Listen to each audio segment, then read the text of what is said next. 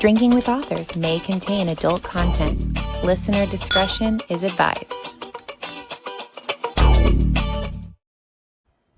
Well, welcome to Drinking with Authors. We're live, and it says we have adult content, but with this amazing author, we're going to have adult content. There's no way around it. So my guest today is the amazing Eskay Kabba.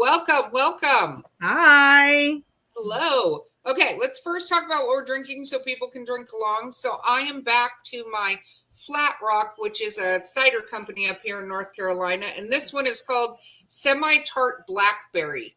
Okay. And it is absolutely delightful because North Carolina is the land of the blackberries. I love it. Okay, what are you drinking? Okay. No judgment, okay? It's a Thursday night. My kids are gone. Let me just start Zero with that. judgment from me. My kids are gone. My kids are with grandma for about a week. So I'm drinking something a little harder than that. Ooh. Got this. You guys ever heard of this? Oh, wait. I don't know how to back up so it's in the camera. What is that? Pink what? It's called Pink Whitney. Whitney. Like Whitney Houston? No. Oh. Just Pink Whitney. It's basically vodka pink lemonade. And it's yummiest scrunches. I love that. I love everything about that, honestly. And promised my hubs that I wasn't going to get drunk, but I haven't started drinking yet. So who knows what happens. I know. I'm just saying. I gave up promising my husband that a long time ago. Do a podcast where you drink with authors. I'm only going to about here. Okay. Yeah, that's it. I love that. We already have a little bit of a party foul. We already did a little drink spilling. So huzzah! I did. See, I'm ready. And my cup says, I don't know if you guys can see that. My cup says, anything is possible. Oh, I love that. I got it from a book event that I went to, and people always kind of like giving out like stuff. And I think I like won it or something. And I was like, but it had like candy and stuff in it. And if you know me, I have a huge sweet tooth. So that candy was gone in like 5 seconds. And then I kind of like had it like for other stuff. And I was like, why aren't I drinking out of this? So I love that. I have a cup that friends got me that says I drink and I know things. Oh, yes. The more Lannister. Yeah, the less I know. So I'm just I need that. I was just talking to a friend of mine about how much I'm like in love with Game of Thrones. So oh my gosh, yes. Yes.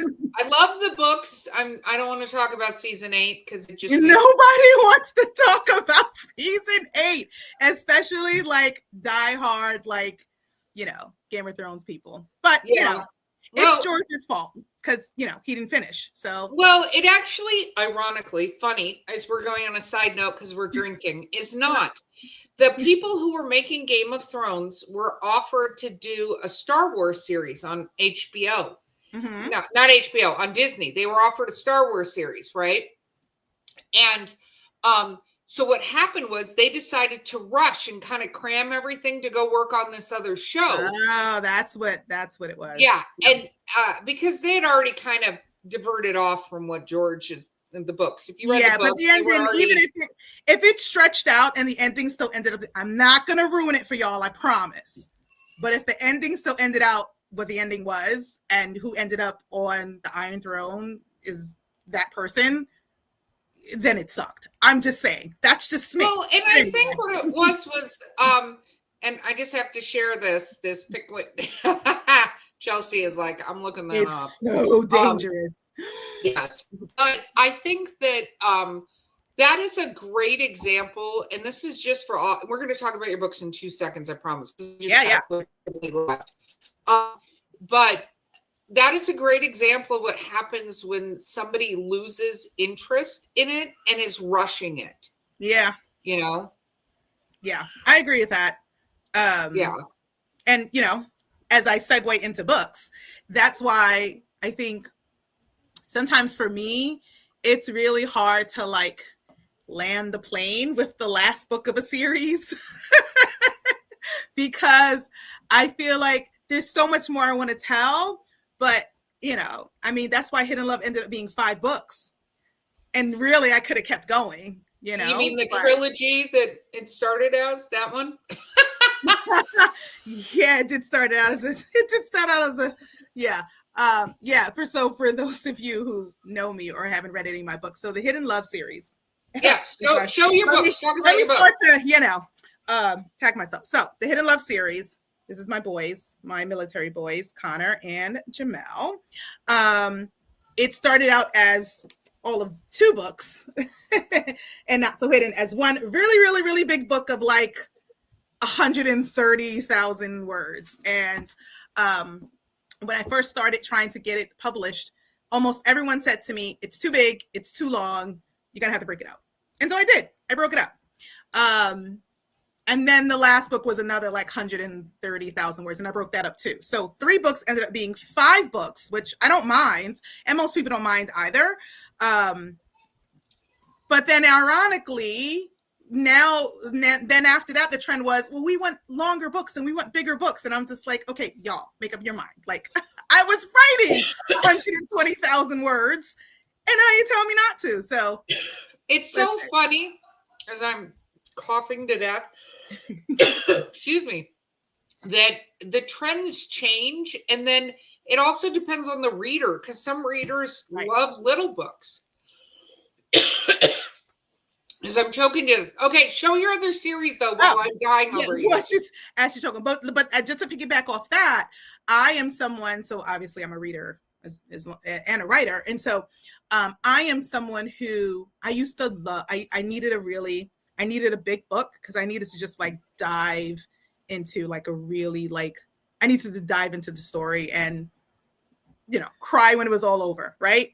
Yes. Because that's what, like, let's be real, that's what real readers do. Like, when the story's over, like, we have a separation anxiety that happens. It's like, oh my gosh, like, I'm never going to see these characters again, or I don't know what's going to happen with these characters next. But anyway, but now I feel like I want shorter books now.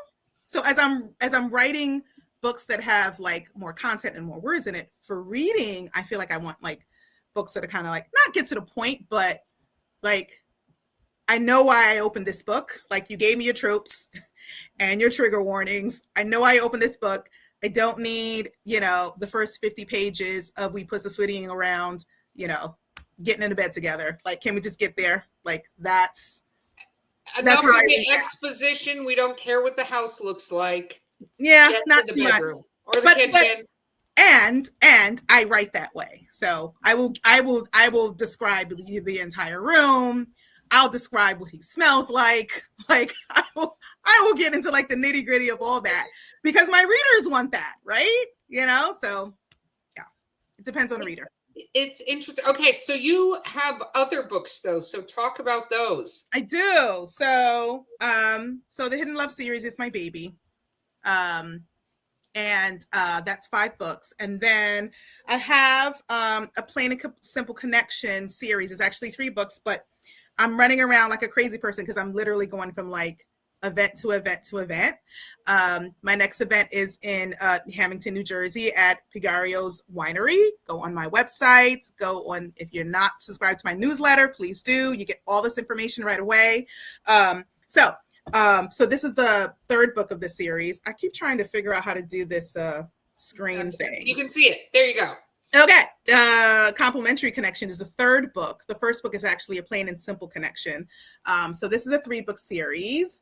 And then I have my newest series. It technically has not dropped yet. Erica's very excited about this series. I am. I love this series. It technically has not dropped yet. It doesn't come out until September, right? But, I'm an author, so I get first dibs on my stuff. And so I've been like bringing my romantasy, romantasy series. Okay, hold on. All right. I'm going to get this right at some point. I'm not that drunk yet. I've been writing my very first. Shout out to all of you people who write like fantasy and romantasy, because the world building is amazing and fucking hell. Like, I forgot what I wrote, like in book 1, for book 2, and then as I was writing book 3, I had to go back and go, wait a minute, no, that's not that spell. That's not what that means. Like literally, it's insane. So my hat's off to all of you who do World this. building is a thing, and if you don't keep track, telling you, especially your beta readers that are good, will be can't do that. Right, exactly. Like, because my thing is, well, it's fantasy, so just like suspend belief and pretend like this is what it is. But yeah, no, purists will not let that happen, and so no. But anyway, I will show you the first cover again because I really, really, really like this cover. It's got little dragons. The dragons are amazing. The dragons are amazing. The dragons are in the book, guys. Like in the book. Like in the book. It's like dragons. So it's so amazing. And as we were starting this conversation to talk about Game of Thrones, like I have always as many people out there just have like a love of like dragons and things like that. Like I just love it. And so me being able to like incorporate it in like a fantasy series is so amazing. But it's also very smutty. I mean, it just is, because that's the kind of stuff I write. Sorry. I don't know why you're saying sorry. I don't think you need to say sorry for that. Well, because like, I'm getting, so the reviews are amazing so far. Like the people who have beta read it for me, shout out to my beta readers. I love you guys. And the people who are reading it now, just like as an arc, are loving it. They're just loving the story and the series. And then some of the comments I'm getting is like, this book has a lot of sex in it. And I'm just like, this might not be the first book that you've read for me then, because I don't think you've read Hidden Love, because I call that series turning a hoe into a housewife, because Connor is absolutely a whore in the best and smuttiest way. Yeah. So by chapter 2, he's like, no, it's has true. some guy against the wall. So.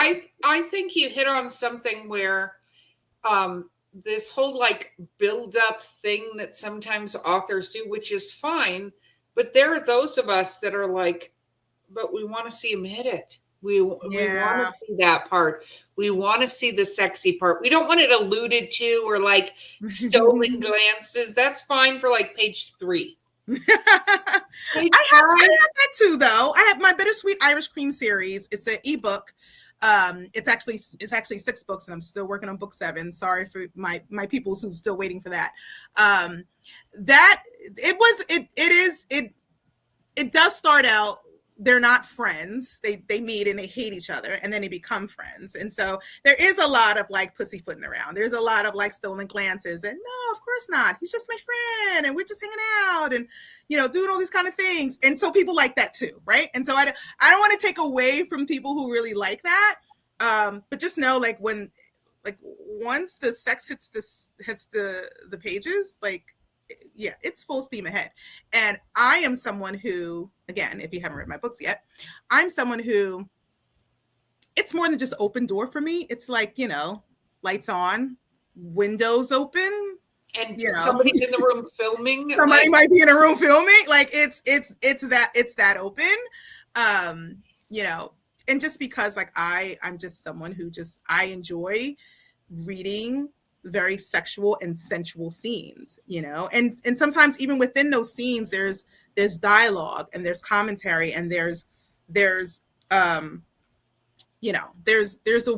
way in which people connect with each other during sex or during making love. And so I like to be able to kind of describe that and delve into that just a little deeper. So that's me. I appreciate that. I love this story, your most recent one. I love them all, but I really enjoy this story. I want to ask you, you've gotten a lot of feedback on it. So you read your reviews and stuff like that. Have you always done that? Is that safe for you, or is that? It is not safe. Okay. So some people know that I started on writing on Literotica, and I've been writing on Literotica for years. I actually had stopped writing on Literotica not too long ago. So I've always been used to kind of getting that feedback, because that was, for me, that's what made me a better writer. Not so much if people just come and say, this story sucks. Like, that's not helpful, right?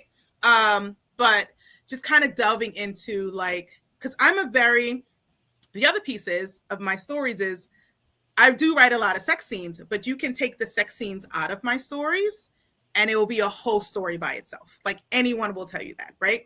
Because I dive into a lot of the complexities of just human life, right? And so, just a lot. I love the family drama stuff, and so all of my stories have a bit of that family drama. I love the push and pull of relationships and how people come together. I am a firm believer of happily ever after, but I'm also a firm believer that we got to get you there, right? Yeah. Because love is not a fairy tale, and so I want that. I want that humanistic part of it. At the same time, if it's a review that makes sense, or I'll say a criticism that makes sense, then I'll take it under advisement. But no, it is not safe. And I have learned over the years not to do that. I'm doing it now because I'm trying to get more reviews, and I want honest reviews. Like, listen, if you tell me you hated the book and the book sucked, then I respect that. You know what I mean? Not everybody is for everything. I'm not everyone's cup of tea. I'm good with that. But I'm reading my reviews because I'm trying to get more people to either, if you see me at a book conference, pick up the book. If you can get your hands on the ARC, like, get it. And so that when it actually does drop in September, like, it already has a good momentum for it. So, but no, I mean, I've read reviews that have just, like, broken my spirit and made me question why I ever started writing in the first place.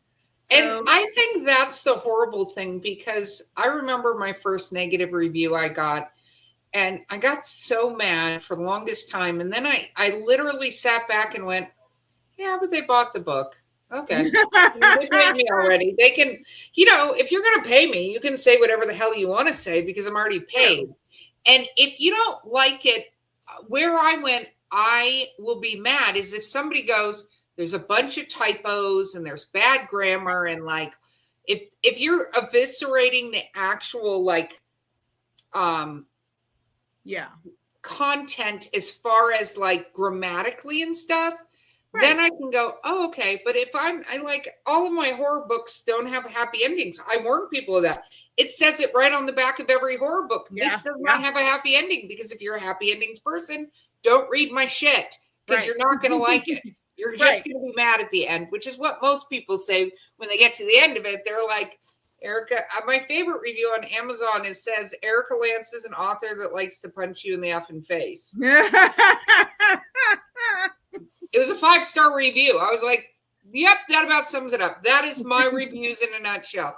But I think as writers, where we need to look at it is not, there's too much sex, there's too much, is you have a bunch of typos. You have a bunch of misspellings. You keep changing tenses. Like, stuff like that, you can, as an author, go, yeah, that's bad writing. If it's bad, right. So if it's bad writing, then it's like, yeah. And, and this is also why, like, I was thankful for Literotica, right? Because I was just, I'm just reading. If you guys know anything about, like, writers, so I am a pantser, which means I just, like, I need to get the story out of my head on paper. I don't care what it looks like, right? And so I would do that and then just throw it on Literotica. And so I would get feedback like, this story's amazing, but oh my God, the run-on sentences. And then I'd be like, oh, maybe I should go back and look at this again. And so I've had a number of kind of people, because on Literotica, there's also a lot of people who will proofread your stuff for free, which is cool. So I had at least 3 different people over the years who have said, like, hey, do you want me to proofread this for you? And just kind of put it back up there. And it's been great. So with that, I've learned a lot of things about myself. One, I cannot proofread my own shit. Like, I will try. Me either. Me either. No. But I will always mess up form and from. Never fails. Always happens. It just is what it is.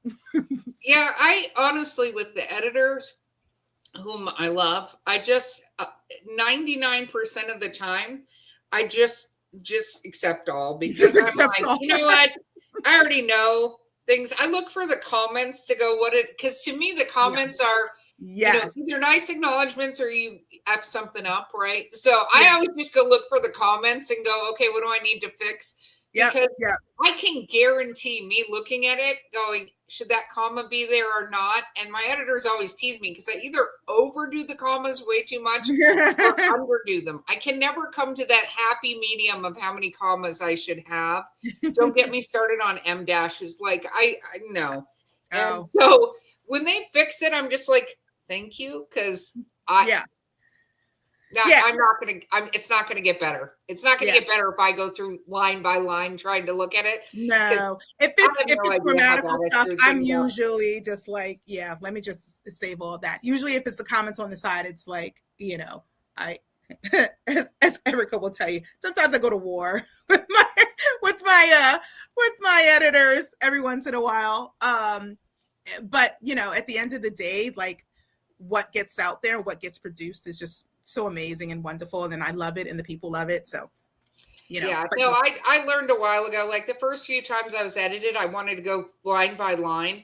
Now I just want the summary of what not to do again. Like every time I write something, there's a new stupid thing I'm doing. So for the longest time, I used the word realize too much. Everybody was realizing things. They realize. So now I do Control-Find for the word realize to see how many times I've used that. Like it's stuff like that. So I just have like these little Post-its of before you hand in this manuscript, and every time I hand one in, I get a new Post-it. Check the names. Because last time I just changed the names of characters from one chapter to another. Oh my gosh, I've done that so many times. Yeah, and so I know Chris, my editor, is like, you spelled his name 3 different times in this. No, it's definitely like, is this supposed to be Jacob or Luke? And I'm like, Luke. It's so funny. I don't know. Like, did I spell his name 3 different ways? Oh, okay. Except all changes. Right, exactly. Like it's like pick a lane. Like, okay. Yeah. And I usually can't. So I'm like, I don't know, whatever looks good. Is there anybody else in that chapter with a J name? Like move along. Because for me it was when I first started, it was leaned. Apparently everybody was leaning on everything. So I cleaned that up, and then it was just. Apparently I used just for like, well, he just did this and he just did that, and an editor say to me, so how many times are we going to put just in this paragraph? And I was like, oh shit, I guess I do use the word just a lot. I want to be told, because, and I told this story before, but I had an author that I do read all of her stuff, even though to me it's gotten away from where she started. So I will say I do buy and read all these books. I pay money, so I am exchanging with her. So if I'm saying something, back to my whole theory that I paid for it, so whatever. But Laurel K. Hamilton's Anita Blake series. One of her books, she literally said the word wound 13 times in 2 paragraphs in the beginning of the chapter. And I heard it. It was an audiobook, literally on CD at the time. Yeah. And I'm listening to it, and I was like, what? And I literally started, let me say literally 12 times. Yeah. I started the CD again. Like, I went to the beginning because it's the very beginning of the chapter, and I was like, am I crazy? Did the word wound just come out? And I drove that night to Barnes and Noble to find the physical book to see if I was like complete. No, it's in there. So when I met her at Dragon Con now, like 10 years ago or something, I brought that copy of that book because to get her to sign that chapter. And my friends are like, my friends are like, please don't get us kicked out of DragonCon. And I'm like, I don't know if she actually cares because this got through. So either she has a terrible editor or she just doesn't care, right? Yeah. So I took it up and she's like, why do you want me to sign this chapter? Now it did have one of my favorite bad guys in it from her series. So I'm sitting there and my friends are behind me going like this. Don't do it. Don't do it. Don't do it. And I took a deep breath and I was like, I really like your bad guys. And she's like, oh, well, that's really cool. And I really was like wound under my breath. Like I was I like your bad guys. They wound me so much. Yeah, exactly. I'm just, I was always impressed that Stephen King wanted his things. Like on the Four Horsemen website, it says, tell us errors you find in books because we want to fix them. When that happens, it throws you out of the story. So we need to find the 400 justs you put in a book and be like, you can have 12. Choose where you want to go. So what has been some of the funnest parts about being an author recently for you? Oh, gosh. Meeting people. I have so much fun at book events.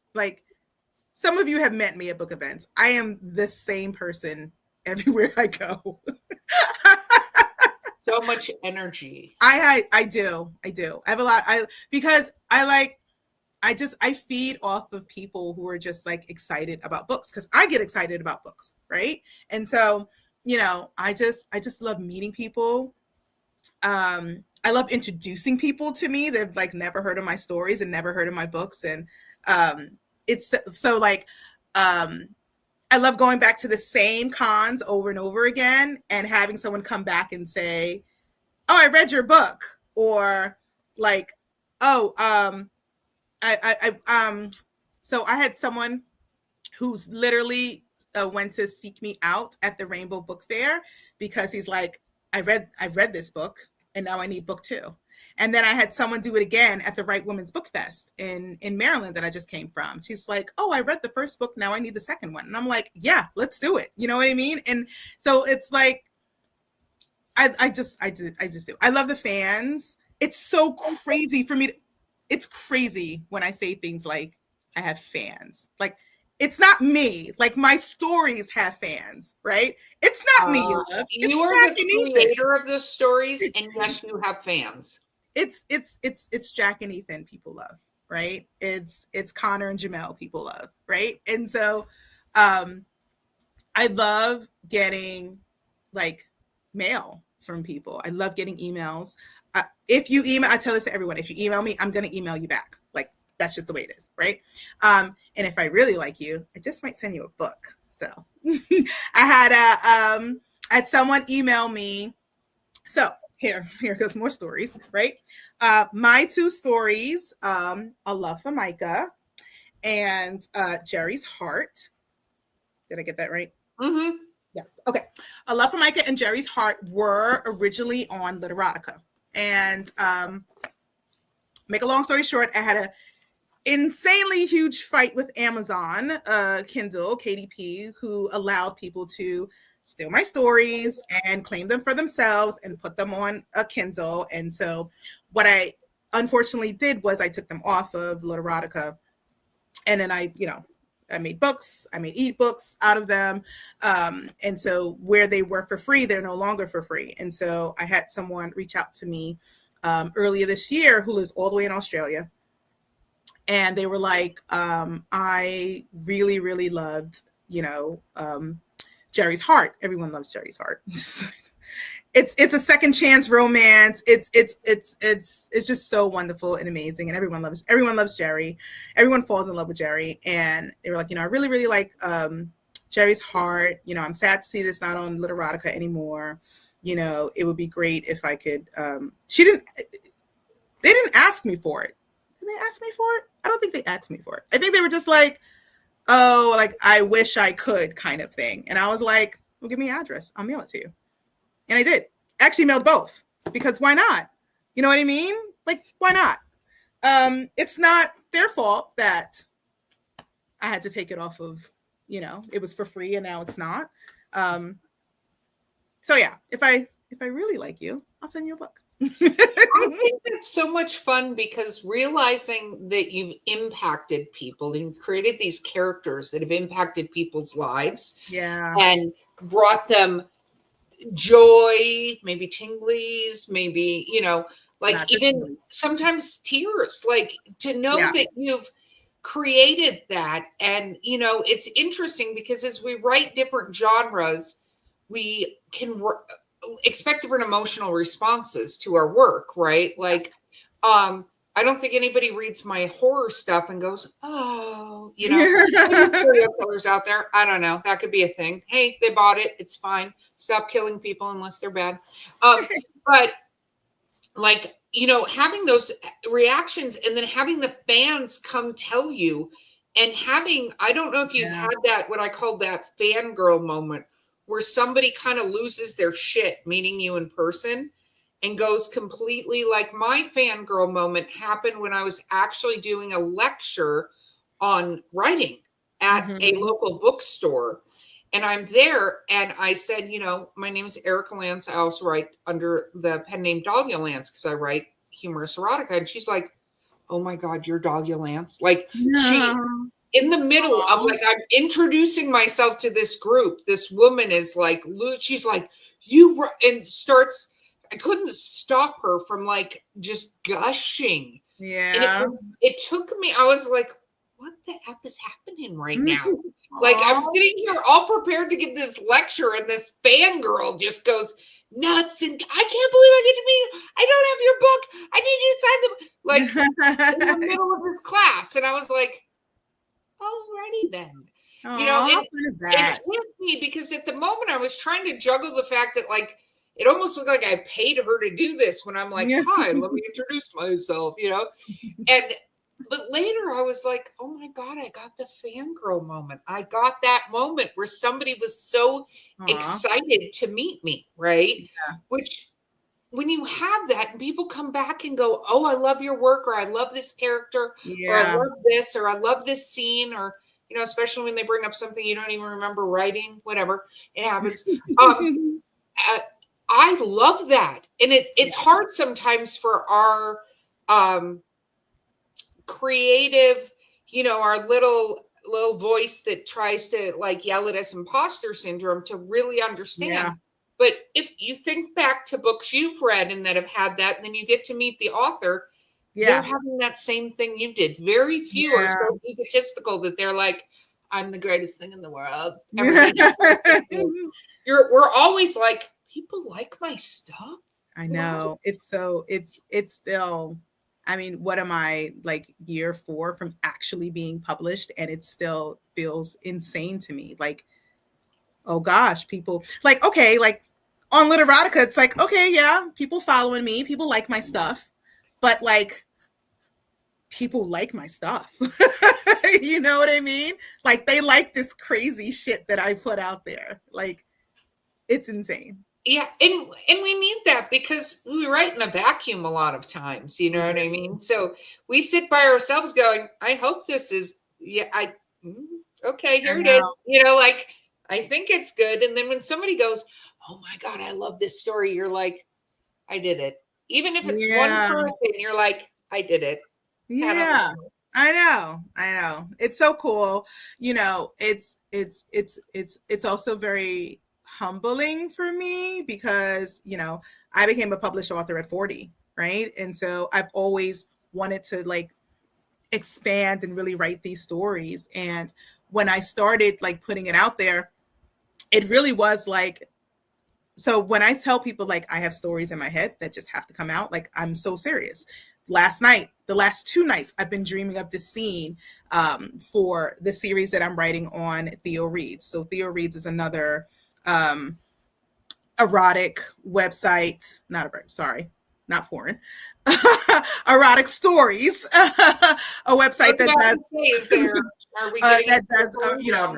has erotic stories on it. And so I'm one of the founding authors of Theo Reads. And so a lot of my content you can find everywhere except this one story that's just for Theo Reads, and it's called The Throat. And I have about like half the story on there. because I haven't finished the other half. And, I've only I've shelved it. I don't know if you guys know what that means. So I've kind of like shelved this story for a while. And then over the last like week or so, I've started dreaming scenes. And so I started reading it again. And literally like the last like 2 to 3 nights, like I've had the same scene over and over in my head. And I said, I got to get it down. So when I say like, I dream up these characters, I dream up their stories, I dream up these scenes, like it just flows out of me, and it just has to come out. People ask, why do you write the stuff you write? Why do you write romance? Why not sapphic? Why not, XYZ? It's not that I can't write sapphic. I've written sapphic. I have a, well, is it sapphic? Yeah, I guess it's sapphic. It's more like polyamorous, but in the Best Buy Erotica anthology, volume 1, I have a polyamory story in that one. And so, there's lesbian sex. I can do that too. I'm in the middle of doing a BDSM story. It's male, female. I can do that too. I like sex. So it doesn't really matter. When it comes to writing, write what inspires you to write. Yeah. And then the only thing with it is make sure, which we already know you do, like you understand that area, right? Right. And how it works, and how the only time it sucks is when people write and they do not do enough research as to how the parts fit together with different people and what they really, how does that whole go into there? Yeah. Yeah, exactly. You can't just be like, oh, let me just make it up in my head how I think it works. Lesbian scissor, right? That's what they do. No. Right. No. No. Yeah. So you have to research, but I think that's true with almost anything, because it should be. I don't know how to do pottery. Like, I have no effing clue how to do pottery. So if I'm going to write a story about somebody who does pottery and go into detail about it, I'm going to go learn how to do pottery. Now, I'm not going to be a pottery person, but I'm going to go understand how it works and what tools you need and blah, blah, blah. Because otherwise I'm going to look like an idiot to anyone who knows anything about that. Exactly. The Rangers Magi series, my dragon series, it's set in, Albania. And Chris's, his mother is African from a francophone country, Senegalese, and his father is Irish, and he lives in Albania. So I had to learn all 3 different, cultures to create this person so that he is authentically who he is. He speaks French. He knows a little bit of Irish Gaelic, which is different than Scottish Gaelic. It Just is. so you guys know, very different. Because now that I'm writing Kieran's part, so Chris and Kieran are the 2 main characters. So Kieran is English, right? But his father hails from Scotland. And so I'm in the middle of, writing. He's on a mission right now, and he is in Scotland. And so it's not the same. And so it's very different cultures, food, language, terrain, like all those things. And so you in order for it to be authentic, whether it's a sex scene or whether it's food, I mean, you have to do your research. You have to have beta readers, right? Again, part of what I liked about writing on Literotica is that, I wrote in a bunch of different sections, but I hung around the gay male section a lot. And so, it would be other people that would kind of come in and say, like, whether it was authentic. I had a person that I used to hang out with a long time ago. I remember he said he read one of my stories, and he comes back to me and goes, "How do you know?" And I just start I just busted out laughing. He was like, "How do you know us so well?" I mean, he's a gay man. He's like, "How do you know us so well?" And I'm just like, dude, you don't even want to know. Like, if I go into like all the things, like you'd be like, yeah.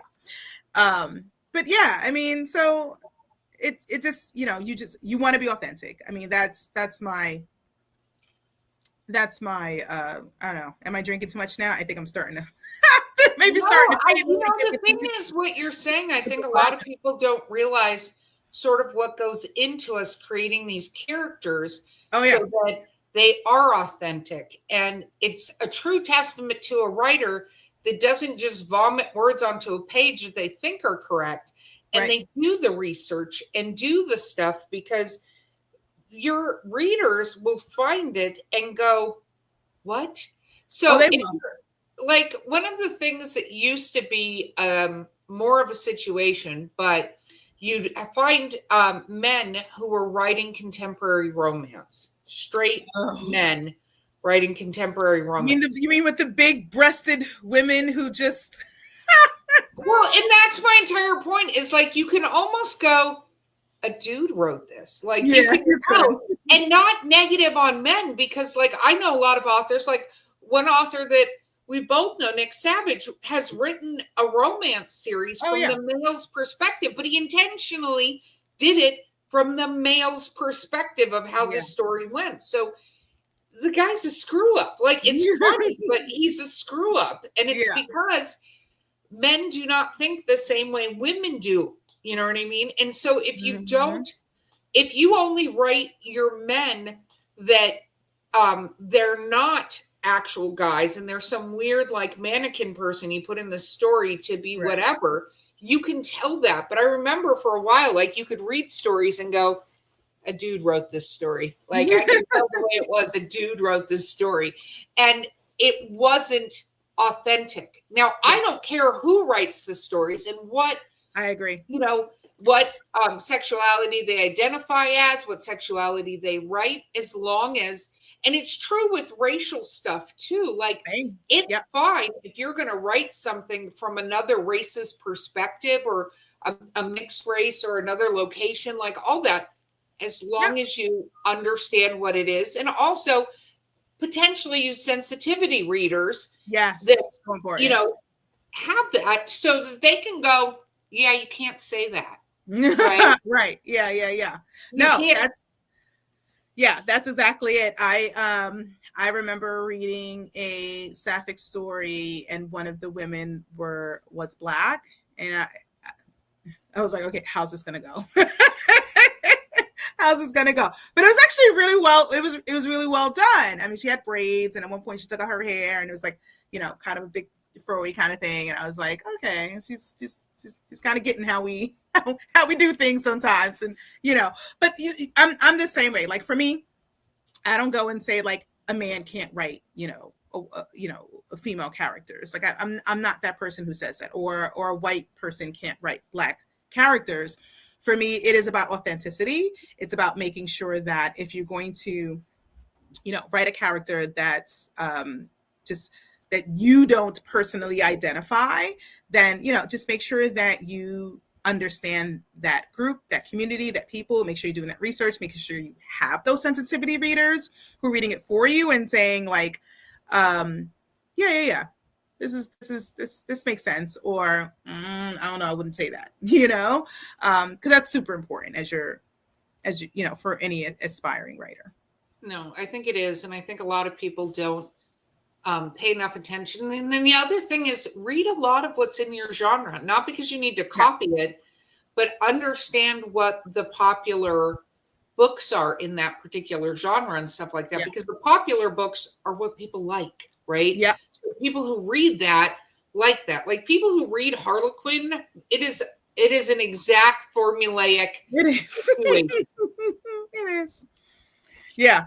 You could divert from that. Now you're in another genre, right? Like, I don't care how, like, I want to be rebellious and write it this way. Then you're not writing a Harlequin romance. Like, I know. And I consider myself a romance writer, but I've gotten some feedback about like, so like in one, so what did I say in the beginning, right? So like, I'm someone who believes in happily ever after, but you got to get there. And so, in my, Ryan D. Ryder series, A Plain and Simple Connection, people were kind of upset with me that, they, halfway through the series, they both ended up sleeping with other people. But here's the deal, right? They met on a plane. They did the things that people do, without really in consideration of their lives back home. And then when they went back home, they had to kind of clear all that stuff up before they can really come together. And so for me, that was important for, sometimes you got to sleep with the wrong one to realize that, the right one was in front of your face. You know what I mean? Well, and I got a little flack from that because apparently true romance people are like, absolutely not. They're only supposed to be in love with each other. And I'm like, yeah, that's not reality sometimes. But that's exactly what I'm saying, is that a Harlequin romance is not reality. It's not reality. I know a lot of women out there, and I'm going to get a ton of hate mail. It's fine. Want that to be reality, but that, it's never that clean and simple to get to that point where you're with the person who's your other person, right? Right. It's usually not a straight road, so to speak. You got to get there. There's obstacles. There's family drama. There's society. I mean, a lot of my characters are, interracial. Chris and Kieran are interracial. Jamel and Connor are interracial. Jerry and Marshall are interracial. So, there's a lot of like societal things and human things and just being gay men in this society. I mean, there's just a lot of things that are just, are against you, so to speak, in wanting that happily ever after. You got to fight for it. And so I show my characters, they fight for that. They fight for their happily ever after. Each and every one of them, they do. And it's not pretty. I mean, they are bruised and scarred by the end of it. But you know what? They're together and their love is stronger than ever. I promise you. Each one of them, their love is stronger than ever. Okay. I love that. We do have to wrap up. So where are you going to be so that people can come find you and get these books from you and get them signed and see this enthusiasm in person? Yes. Okay. So here I go with my mess because, I don't remember stuff. So my newsletter just went out. This is what I'm saying to you guys. If you are not subscribed to me, you need to be, because you get exclusive content. And you always know where I'm going to be. So I am going to be at, I wanted to make sure I said the name right. Plagito's Winery in Hamilton, New Jersey on August 23rd. That's my next venture. And then Smut Lovers in Florida. I'm so excited to go back to Smut Lovers. I love Nikki Rome. I love Ashley Michelle. Like, I just love that whole crew. I love what they do. I love, yes, it's books, but it's education. It's so much that happens. It's fun. It's educational. It's sexy. Like, it's just so much that happens in those 5 days. And so I will be at Smut Lovers. That is September 17th to 21st. I'm excited about that. And I am patiently waiting for Collingswood Book Fair to open back up, because they usually have that in October. That's in Collingswood, New Jersey, and I'm usually doing that as well. So that is my schedule for the rest of the year, and then I have some other stuff next year. Okay. Oh, I can see this officially. I can, because we always have to wait before we announce things. But I will be at a Polycon again in 2026 in April. So if you guys are a Polycon people, I will be there. Again. Wonderful. Okay. I know you have your QR code, but for those people that might be listening to this, what is your website to go sign up for the newsletter? Okay. So it's just my name. Can you see my name? Yeah. It's just Eskay, the other way. Eskay Kabba. www.skkabba.com. It's super simple. Okay. Perfect. And it's in the show notes. So you will find her. Absolutely check them out. You will fall in love with these characters, and you will go through the entire emotional journey. But there's lots of warm tinglies that you get throughout the entire story. So I heavily recommend them. Yes. And yes. Okay. So I have to do this again, right? Sometimes I forget to promote myself because I'm so busy running my mouth. That's the other problem I do. So Beast and Bromance, my first romantasy. It seems to be doing pretty well. So if you see me, pick up a copy. Yes. It doesn't drop until September. Or pick up the entire, all of them. Pick up all of them. Yeah. Because when you start, you're not going to want to stop. So you're not. That's true. Okay, Eskay, as always, you are thoroughly amazing and so entertaining and so much fun. And now I'm going to look into Pink Whitney because I feel like I need to up my game. This is, I don't know if you guys noticed, but I was like sipping slowly because you were, but it looks like you sipped half that bottle slowly. Yeah, yeah. Anyway. I cannot wait to see what you write tonight because that sounds like that's going to be amazing. Being able to get nice and drunk and write, it's the most amazing feeling in the world.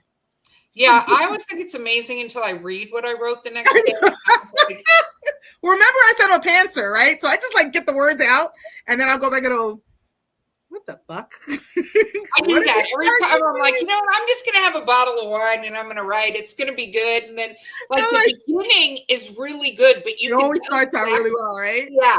When the wine hit 100% and I went from tipsy to actually drunk. And then you're like, these are just sounds. These aren't even words you typed on the page. It's like, wait a minute, how many arms do you have? He has one arm over here and one hand over here and holding you that way and like, wait, he only has two arms. How did I do? He has 4 arms now, 2 penises, and there's like 6 people in the room that weren't there before. I know, like how did this happen? I know. Yeah. Oh my gosh. I love it. Okay, so thank you so much for being with us. Thank you. Yes. For those out there, like, subscribe, follow us because we have amazing authors like Eskay. Absolutely join our newsletter. 1000% worth it. And check her out. And we will get drunk with you guys next time. Of course. Good night, guys. Thank you for listening to Drinking with Authors. Join us next time for another fun conversation with an author over drinks.